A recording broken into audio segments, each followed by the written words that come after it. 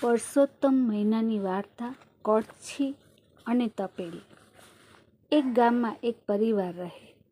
તે ગરીબ પણ ભગવાનનું નામ રટણ કરે। એને છોકરા પણ ઘણા। બંને માણસો ભગવાનનું નામ લે પણ વધારે પ્રભુ ભજન કરી ન શકે, કારણ કે રાંધવાનું કોણ કરે? આમ પરસોત્તમ મહિનો આવ્યો। તેને તો પરસોત્તમ ભગવાનનું નાવા ધોવાનું અને ભગવાનનું નામ લેવાનું બહુ ઈચ્છા થઈ। તે ભગવાનને પ્રાર્થના કરે છે કે મારા વાલા, રસોઈ કોઈ બનાવી આપે તો હું દિવસ રાત ભગવાનને ભજું। આમ તે વિચાર કરે છે કે જો કોઈ રસોઈ બનાવી આપે તો નદીએ નાવા જાઉં, કથા કીર્તન કરું, ગોરમાં પૂજું અને આખો દિવસ ભગવાનના નામ પાછળ પ્રસાર કરું શાંતિથી। પણ રસોઈ કોણ બનાવે? એને તો દિવસ રાત રસોઈની ઉપાધિ। એક દિવસ તે ભગવાનને પ્રાર્થના કરી અને બીજે દિવસે ભગવાન પરસોત્તમ સપનામાં આવ્યા અને કહે કે ઉઠ, જાગ, જો રસોડામાં તારી તાવડી અને તપેલી પડી છે, જલ્દી રસોઈ બનાવ। બ્રાહ્મણી તો ઉઠી અને તરત રસોડામાં જાય છે તો ચાંદીની જેમ ચમકતી તાવડી અને સરસ મજાની તપેલી પડી છે। જ્યાં બ્રાહ્મણીએ તો ભગવાને જેમ સપનામાં કીધેલું તેમ તાવડી ઉપર તવીથો ફેરવ્યો તો રોટલા તૈયાર થઈ ગયા, અને તપેલીમાં જ્યાં કળછી ફેરવી તો સરસ મજાની મીઠાઈ બની ગઈ।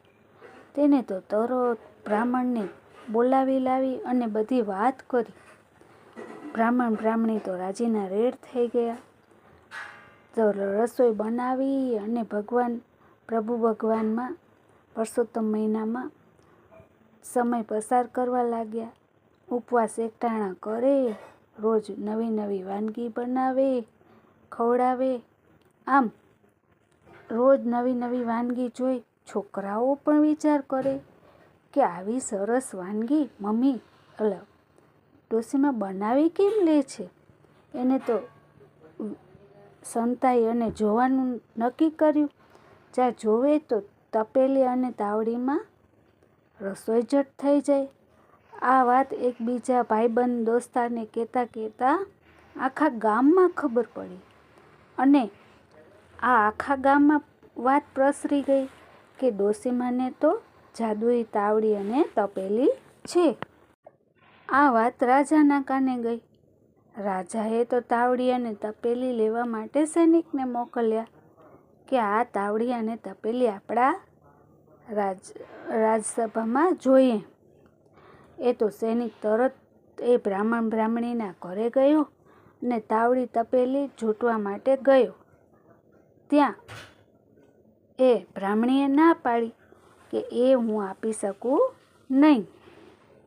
સૈનિકે આ વાત રાજાને કરી। સૈનિકને ધરાર તાવડી તપેલી લઈ આવવા કહ્યું। જ્યાં સૈનિક ધરાર તાવડી અને તપેલી જોટવા માટે જાય છે રસોડામાં, એવા ચોંટી જાય છે। આ સૈનિક ન આવતા એ વાત બીજા સૈનિકે રાજાને કહી। તાવડી તપેલી લેવા ખુદ રાજા આવે છે। જ્યાં આવે છે તો રાજા પણ ચોંટી જાય છે। આ વાત રાણીના કાને ગઈ। રાણીએ સમજુ હતી। તેને બ્રાહ્મણીને આજીજી કરી, ભગવાનને આજીજી કરી અને પોતાના પતિ અને આ સૈનિકને આમાંથી છોડાવવા માટે ભગવાનને પ્રાર્થના કરવા કહ્યું।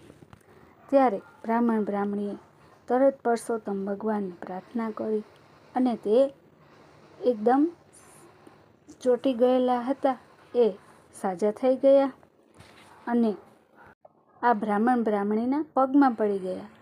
તેમને તો હજારો સોનામહોરો આ બ્રાહ્મણીને આપી। આમ હે પ્રભુ, તમે જેવા પરસોત્તમ ભગવાન જેવા આ બ્રાહ્મણ બ્રાહ્મણીને ફળ્યા તેવા સૌને ફળજો, સૌના મનની વાત પૂરી કરજો. જય પરસોત્તમ ભગવાન. તમને આ વાર્તા કેવી લાગી એ જરૂરથી જણાવજો. જય પરસોત્તમ ભગવાન.